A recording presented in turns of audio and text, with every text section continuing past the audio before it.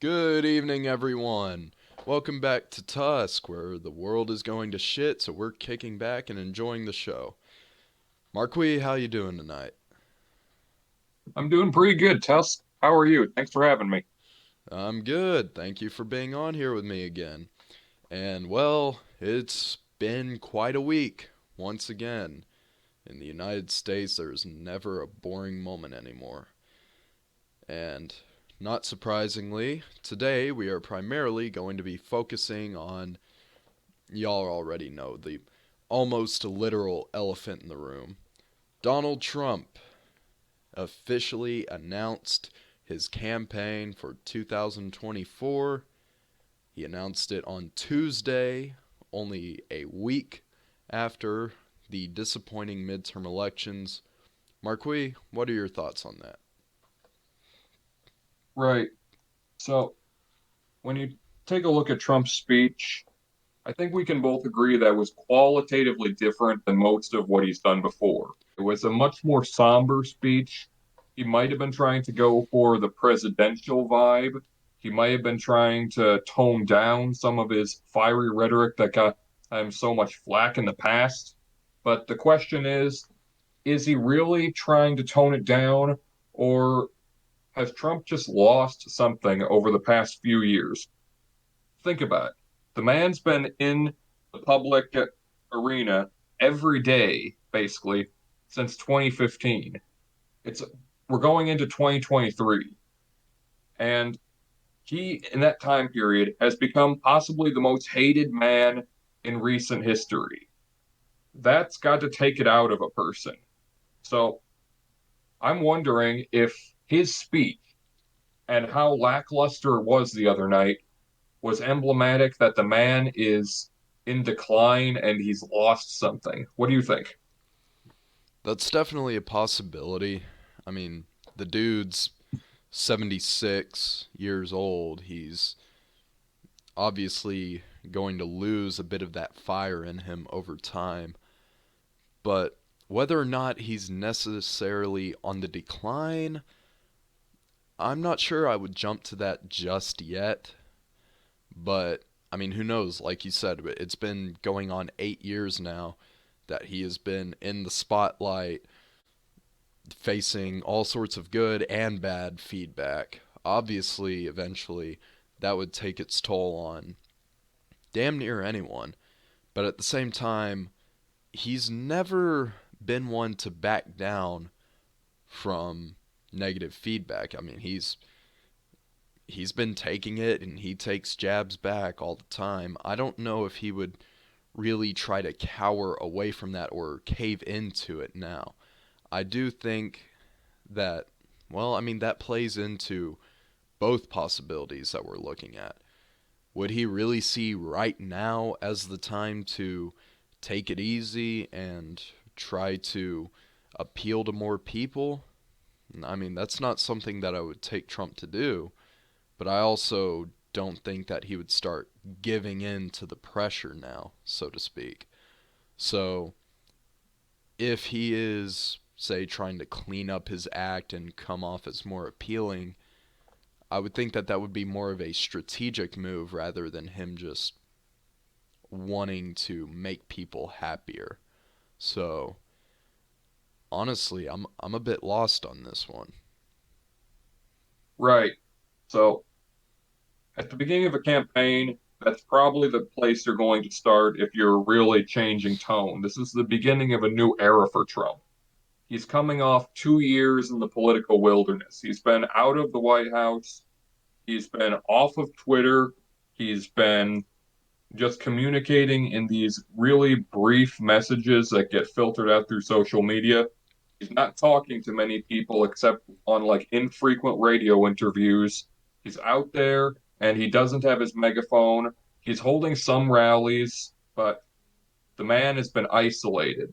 This is a time where he might be looking at a reboot, but at the same time, he's been doing the same routine, so to speak, the same rhetoric, the same fire, the same talking points for this long. But all of a sudden, it's just changing. So I'm not really sure what's going on there. It makes me wonder that if something broke when he was in the wilderness for 2 years, because in that time period, like I said, he hasn't had a way to blow off steam really. But all of his previous travails, he's been able to go to Twitter, he's been able to hold a press conference, he's been able to go to rallies all the time, but he hasn't been able to do all that lately. And I'm worried that something might have been lost in there. And running a candidate that might have just lost the magic, so to speak, I'm not convinced is a very good idea. Right. Yeah, I'll come out right out the gate and say this at the forefront. If he runs against Ron DeSantis in the primaries, I will be voting for Ron DeSantis. But I think everybody knows this show well enough to know what I'm going to say next. If it comes down to Donald Trump versus Sniffy the Clown in the general elections, my vote goes to Trump. 100%. We cannot risk another 4 years of a senile pile of dog shit, really. I can't even come up with anything else to say about him. With his cackling whore at his left side. No. Like, my vote will be going to Trump easily. I'm not sure who said it recently. A lot of Republicans have been coming out against Trump lately. So I'm not even sure who said this one. But someone said that virtually anyone can beat Biden as long as their last name isn't Trump. So that's the one thing that I'm worried about getting typecast into as a party.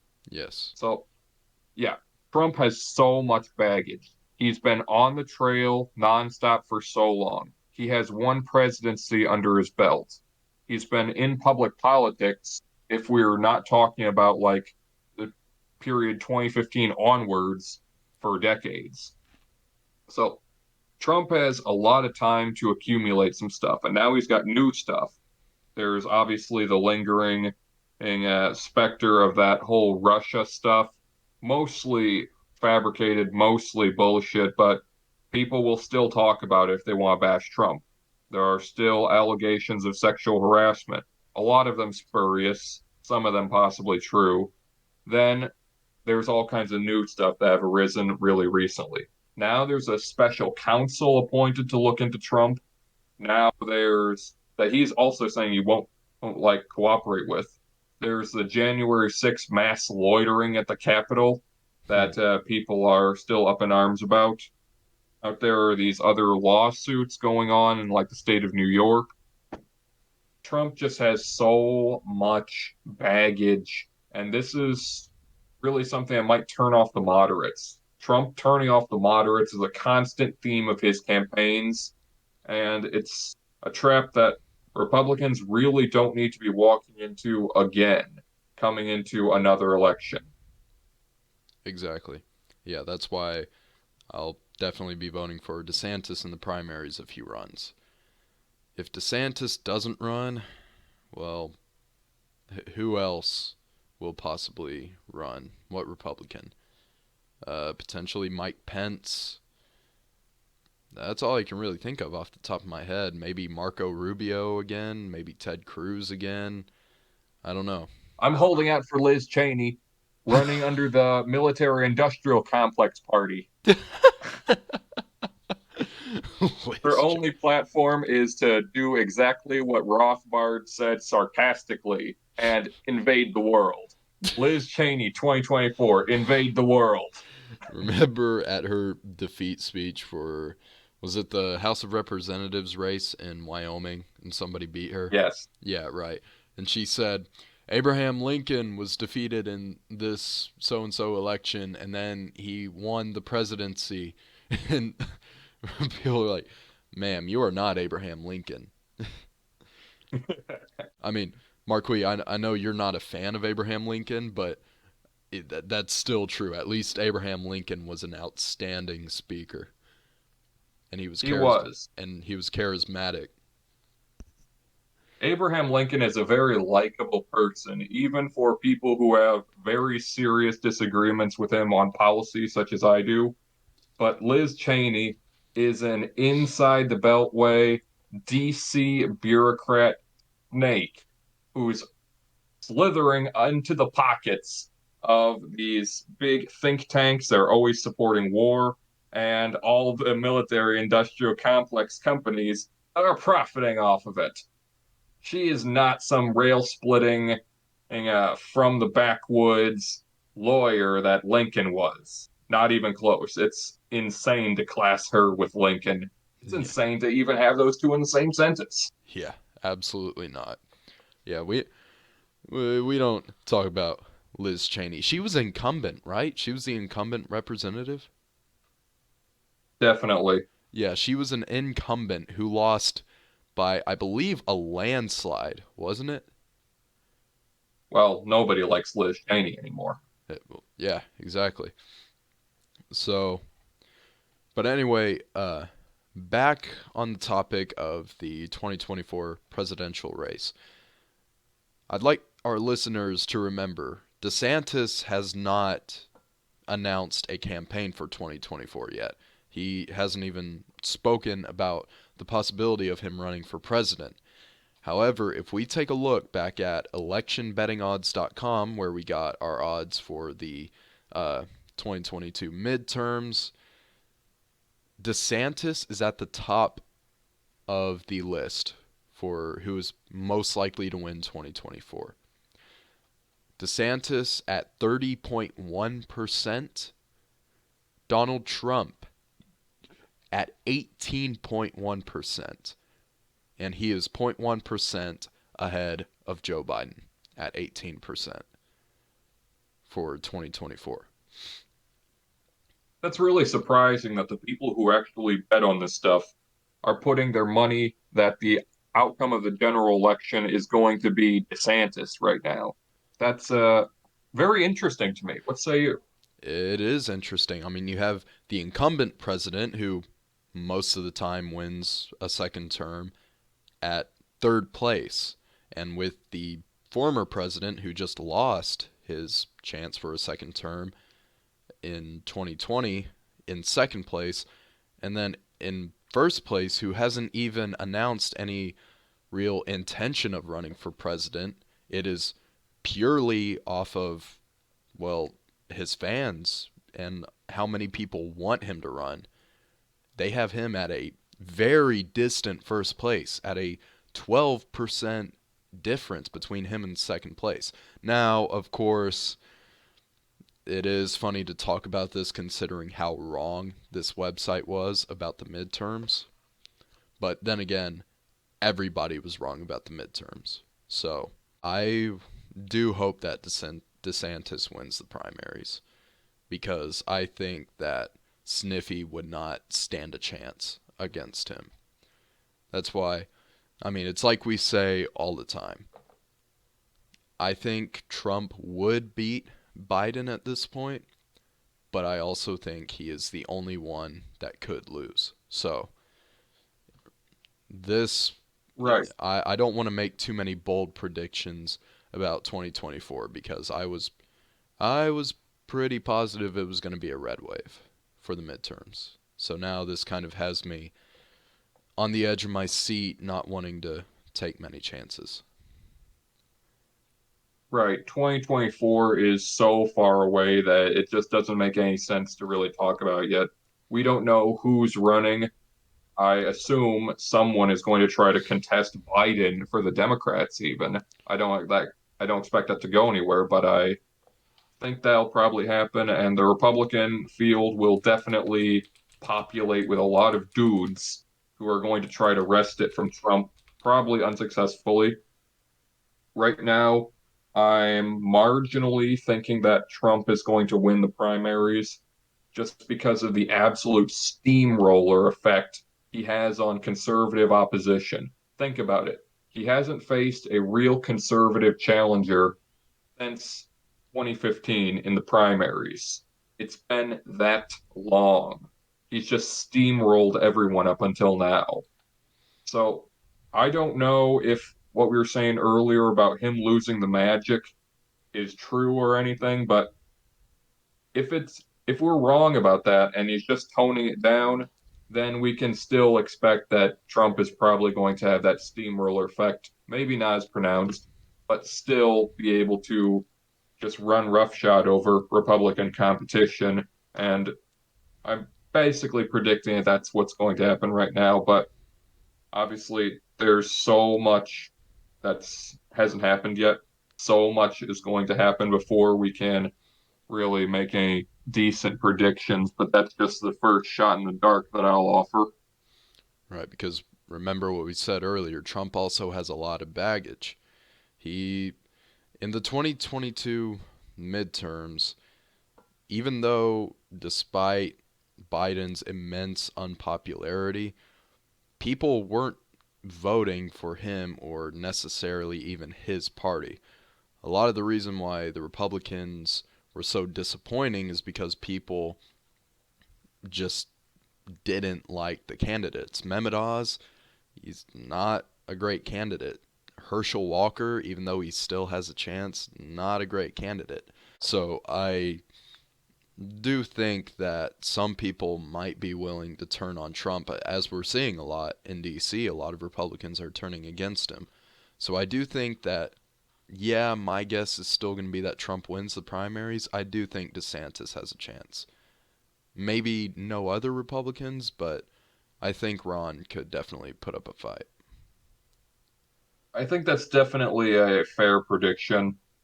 It's coming down to Trump and DeSantis in this very early, like pre-campaign season. We've only got Trump out of the gate right now, and obviously more are coming. But even in the lead up to this, at like big conventions and seminars where you have a bunch of activists and Republican Party apparatchiks everywhere, when they've conducted straw polls to see who they want to run in 2020, it's always between DeSantis and Trump. Only far down the list you have other lesser known entities that people, for some reason, want to run for president, like Kristi Noem and Marco Rubio and some others like that. I even see Pompeo's name floated a few times. I don't know why. Thankfully, I'm not seeing Liz Cheney and the military industrial complex party, but I'm sure that's coming. Maybe even Jeb Bush. What do you think, Jeb Bush? Sure. Jeb 2024. I mean, I'd probably take him over Liz Cheney. That's a hard sell. You drive a hard bargain. But if it keeps Liz Cheney more than 500 yards from White House grounds, it'll work. Yep. So, Trump's 2024 campaign, where do we see that he's changing from his last two campaigns? Because 2016 Trump, 2020 Trump, and 2024 Trump, we can already see these are all three very different entities. Where do you think Absolutely.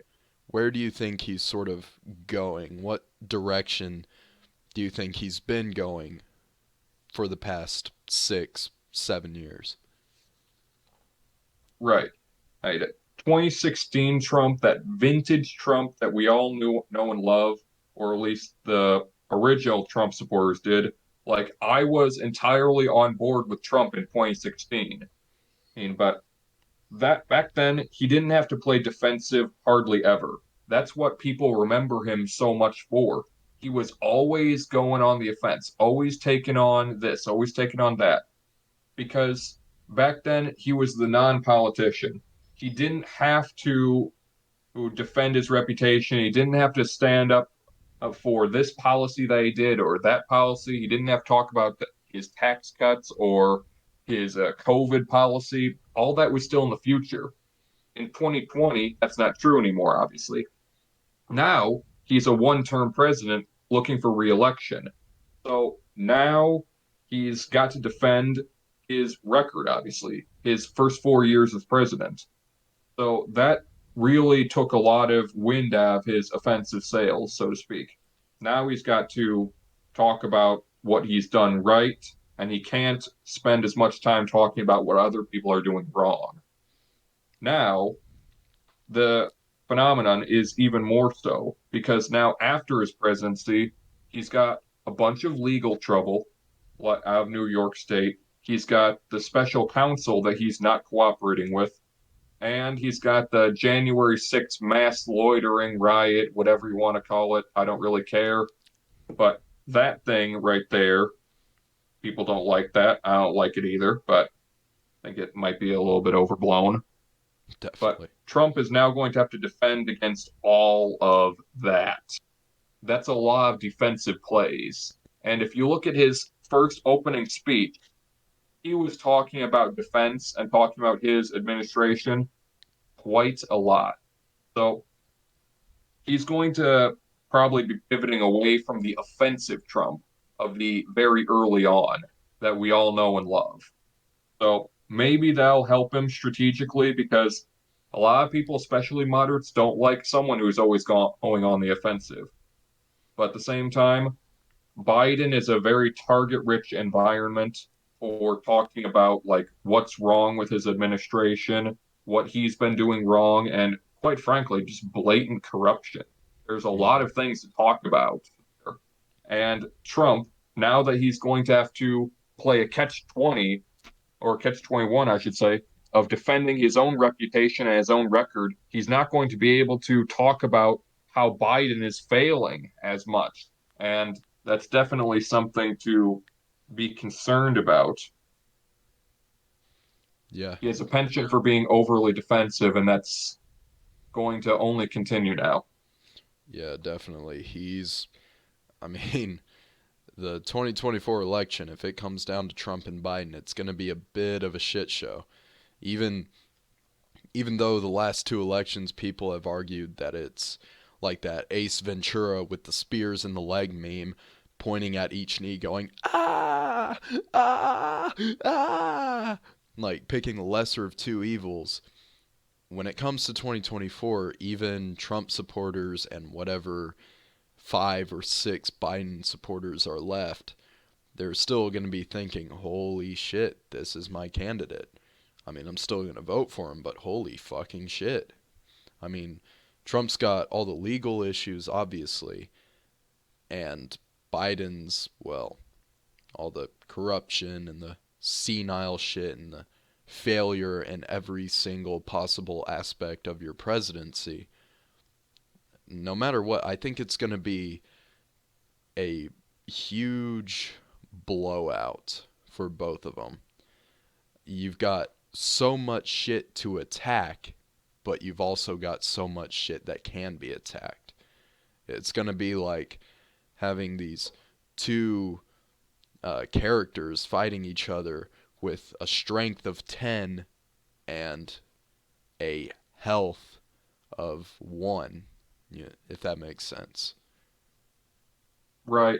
And Trump will be able to do a lot more attacking now because as of 29 minutes ago in the New York Times, headline Elon Musk reinstates Trump's Twitter account. Mr. Musk, who had run a poll on Twitter about whether to bring back the former president to service, said the people have spoken.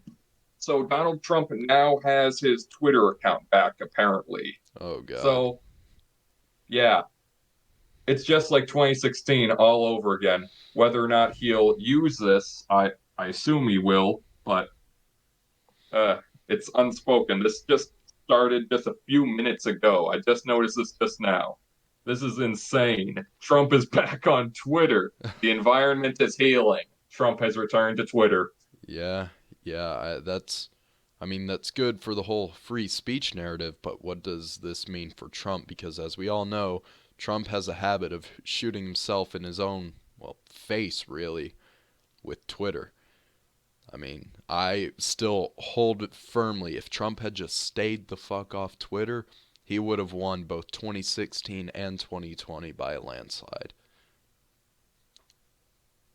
Right, that's definitely possible. He, like we were saying earlier, is a very offensively minded person by nature, even if he has to moderate that now, just because he has so much to defend now. But Twitter is his megaphone. That's how he gets his message out for the most part. That's how he's been running his operation for a really long time. And, well, now he can go back to his old tricks. Yeah, Like you said, the only question is how he's going to use it and if he's going to shoot himself in the foot with it. A definite possibility. yeah, let's just hope that he's kind of wizened up and he uses this to his advantage and not to sabotage himself. Indeed. So, Republicans have officially taken over the House of Representatives by another slim margin, unfortunately. But it looks like they could be taking another 3 or 4 potentially. So we'll see how that turns out. But apparently, the Republicans have already launched investigations on Biden. Um, to no surprise, I have had a bit of trouble finding enough information about this on the internet. I take it the big tech corporations have been trying to keep it very hush hush. Have you been able to find anything on it, Marquis? I have not right now. Oh, but this is definitely going to be a good thing for the Republicans. We've broken the complete monopoly on power that the Democrats have been holding with both houses of Congress and the presidency in their control. Like Tusk said, there are now 218 seats in Republican hands, with a net gain of 8 for the Republicans and a few still up in the air that haven't been decided yet. So the GOP might increase their majority just a little bit. But again, it's been kind of a disappointing red wave, not the red wave we were looking for. But this kind of thing is definitely going to be a stumbling block for Biden for the rest of his administration. He won't be able to ram through legislation anymore, which is definitely good considering Biden's penchant for multi-trillion dollar stimulus packages and other things And the like the Inflation Reduction Act, which doesn't actually reduce inflation, but according to Penn Wharton School of Business model, actually increases inflation. See what he did there? Awesome little inversion. So if we can keep Biden's hands off the purse, so to speak, we'll be good off. We'll be doing good. And taking the House, even by a slim margin, even by a whisker, that's a step in the right direction. And if we can investigate Biden and take a look at some of the possibly corrupt business dealings he's got going on, he, like you said, the investigation is alleging wire fraud, conspiracy to commit wire fraud, among other things. That's a bonus, but of course, I don't expect the investigations to really turn up much or turn up much that's actionable, I should say, because of what I like to call on this show politicians' privilege. The big guys at the top and the little guys at the bottom have different justice systems, and the big guys at the top almost always get away with it, especially if they're powerful politicians and especially if they have a D beside their name. That's true. It doesn't look like the Republicans will give up very easily, though. I'm reading on pbs.org uh, as of about uh, an hour or so ago. It says House GOP pushes forward with Hunter Biden probe despite thin majority. I think that Biden's presidency has, in a sense, woken up quite a few of the, well, what's left of the righteous people in the DC area. Or at least just Republicans who thankfully happen to be against Biden. Enemy of my enemy is my friend, so to speak.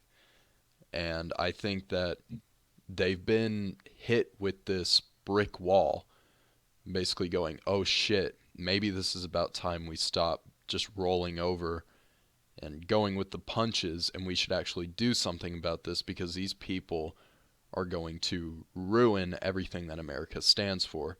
Maybe we should actually grow some fucking balls and do something about it now. And I think with Nancy Pelosi gone, thank fuck, it'll be a lot easier. Right. Corruption is definitely a big issue in the Beltway. You've got like journalists like Peter Schweitzer who are writing and doing podcasts about all that. There's so much material that Schweitzer just has his own podcast about corruption. And I just listened to one of the episodes the other day. Amazing show and all that. But yeah, if we can just take the tiniest bite out of that, it's a step in the right direction. But when you get right down to it, the state will always be corrupt. There's no way to get around it. When you have an organization that's devoted to plundering the entire population of a country, which is what a state is, using political power to wrench from people the products of their own labor and then distribute them as they see fit according to their own politics and prejudices, you're going to get graft. You're going to get fraud. You're going to get the same sort of corruption that affects all states. The United States is no different in that we are not held aloft. We're not aloof from all the corruption that plagues the world. Because you have a democracy does not shield your country from having graft in the civil service industry, nor from having just systemic looting. The fact that we have trillions of dollars in taxes taken from us a year certainly shows that we're not immune from being looted by our government. But far be it from me to balk at outing some criminality in Washington. But we just can't get too ahead of ourselves or campaign that we're going to really drain the swamp like Trump thought he was going to do in 2016. There's no draining the swamp in DC because that's what Washington is and that's what the state itself will always be. It will always be a swamp. It is intrinsically a swamp, and there's no way to drain it unless you abolish it. That's true. No one wants to abolish the state, though. Yeah, that probably wouldn't be such a problem if people weren't so blinded to it. People want to give DC more fucking power. DC, when you think about it, all these people thinking, oh, fuck these corrupt businesses. We need the state to hold these big businesses accountable. Bitch, the state is the biggest company there is. You really think that these people who together are accountable for trillions of dollars, I mean, what's the yearly national budget? US federal spending actual 6.1 trillion, US federal budget deficit actual 1.12 trillion. Right. God, I love the state. The But state that steals $6 trillion from the economy every year. The state only has the power that we give to it, so everything it has belongs to us originally. yeah, but God, I love the state that steals $6 trillion from us. yeah, but these companies are too greedy, but we can trust these kind-hearted, good Samaritan, generous DC politicians to do what's right for us and to protect us from these evil business owners as if they themselves are not business leeches. Fucking hell. The Not gonna government. lie, dog, I've never been held up by Amazon, but the government holds me up every year and steals a lot of my money. They Yep. steal my money every time I go out to pump gas or have wings at the local restaurant. What is I remember the gas tax rate, something like 75% of the gas price is taxes. The gas price is definitely higher than it should be because the state taxes the production of gas at quite a lot of different levels. It definitely is higher than it needs to be. Yeah, so what I'm seeing is it's not quite 75%, but in Alabama, it's 28 cents a gallon for gas. For hell, for diesel tax, it's 29 cents.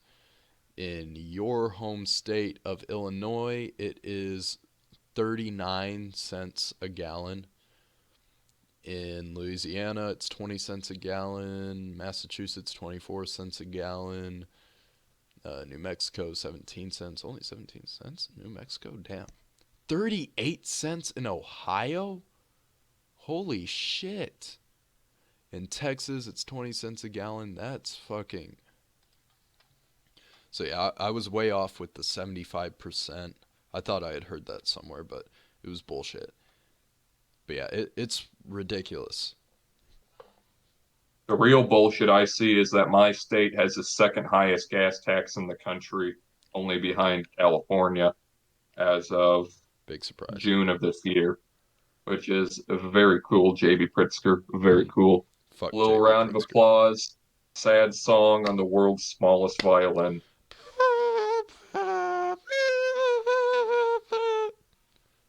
Oh my God. That sounds a bit like some music they would play while JB Pritzker gives his inauguration. Sounds about right to me. Oh yeah, isn't I he need to running for leave the state. president in 2024? He's got my vote. Say less. He already messed up this state. Let's see if we can export his talents to the rest of the country. Yeah, maybe his state won't seem like such a shithole if every other state is just as bad by comparison. Maybe he'll rip the toilets out of the White House. Yeah, if you can fit him through the door. It's amazing. Yes, it Reminds me is. of how in Nancy Pelosi's district, yes, we're back on that, the Yeah. $1.7 million toilet. You know what? Let's make an agreement to talk about that $1 million toilet every single episode until somebody else takes her place as representative. Because she just won re-election in that district. Let's do it until no. Let's talk about it until the day that district elects a Republican representative. I'm not sure they're ever going to elect one, Exactly. So we're gonna keep giving them shit for it until it's over. giving them shit. We're Not gonna like they're giving the toilet shit yeah, because everyone in San Francisco doesn't use the toilet. They use the the street. sidewalk. Yeah. So we're gonna be 90 years old on this fucking podcast. I love this show. Yeah, me too. In fact, you know what? Fuck it. I will not shut up until you all elect me president. Vote for me. Tusk Vote for me. 2024. Tusk 2024, bitches. But then again, 2068 is an election year. So, you know what? Fuck it. Let me get inaugurated January 20th, 2069. That too. Yep. I will not shut up until you vote for me. I'm going to start a live stream and I'm going to make it that. It's going to be a fucking hell. It's probably never going to end. Y'all are going to be watching the live stream. Somebody's going to find my corpse while it's live streaming. Anyway, Groundbreaking. yeah. Anyway, we're just rambling at this point. Um Marquis, any thoughts on anything else going on in the nation? Really, it all gets back to Trump right now. Yeah. Today, he gets his Twitter account back. Earlier this week, he's running for president, his third presidential campaign. And he's been the biggest and most polarizing political figure of our generation. So now Trump is just back. One week he was gone, next week he's just back. So the whole nation's kind of in upheaval right now. Nobody's really sure what to do. Nobody's sure whether to back him or not. Some Republicans are coming out against him, others are cautiously kind of backing him. We're not Right. really sure if he's going to use Twitter yet and if he's going to shoot himself in the foot with it. There's just a lot of unknowns right now. There's a lot of lurking variables. We don't know how this is going to play out, but Trump, Trump, Trump everywhere. Now we're not going to be able to avoid hearing about him for the next 2 years. So get ready for Trump derangement syndrome and a lot of articles containing the name Trump in the headline. Right. Marquis, what do you think, like, say, 50 years from now, Trump's long dead, what do you think his legacy is going to be?